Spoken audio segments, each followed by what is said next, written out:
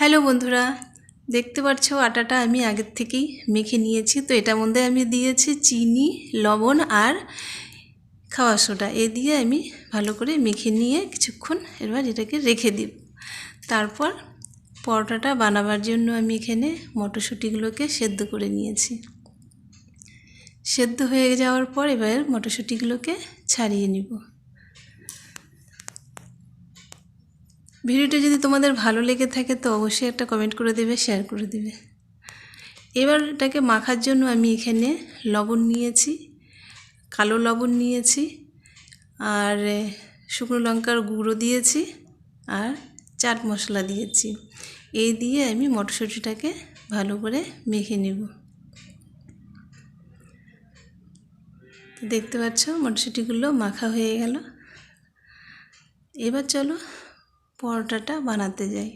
তো পরোটা বানাবার জন্য আমি এবার আটাটা যে মেখে রেখেছিলাম, গোল গোল করে রেখেছিলাম, এবার এটাকে এইভাবে গোল করে নিয়ে এবার এর মধ্যে মটরশুঁটিগুলোকে ভরে নেব। নিয়ে এবার আস্তে আস্তে করে বেলে নিতে হবে, নাইলে মটরশুঁটিগুলো আটার থেকে বেরিয়ে যাবে। তার জন্য এটাকে আস্তে করে বেলে নিতে হবে। তো আমি গোল গোল করেই পরোটাটা বানাবো।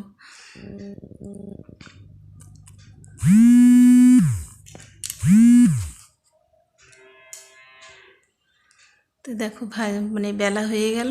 এবার এটাকে আমি ভেজে নেব। তো আমি তেল দিয়েই ভাজবো, কিন্তু ঘি দিয়ে বানালে বেশি টেস্টি লাগবে। তো আমি আজকে তেল দিয়েই বানাচ্ছি।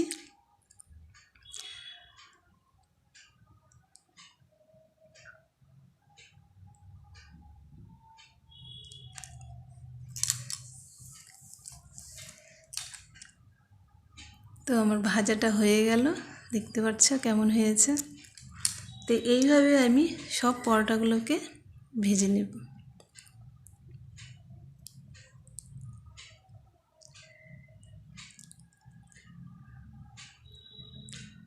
দেখো ভাজা হয়ে গেল।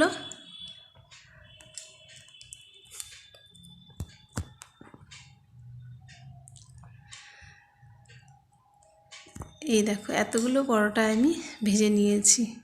দেখতে তো খুব ভালো লাগছে আর খুব সফটও হয়েছে। তো চলো এবার একটা আমি তোমাদেরকে ছিঁড়ে দেখাই। তো এই দেখো ভেতরটা কি সুন্দর হয়েছে,